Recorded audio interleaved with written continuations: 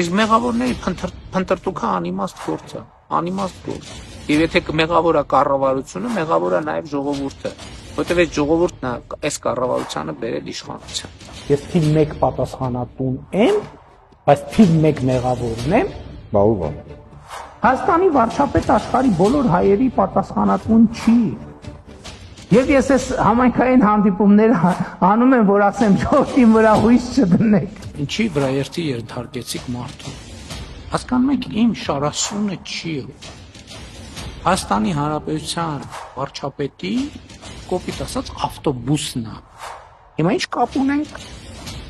Մենք, ես ինչ կապ ունեմ այս պատմությամբ։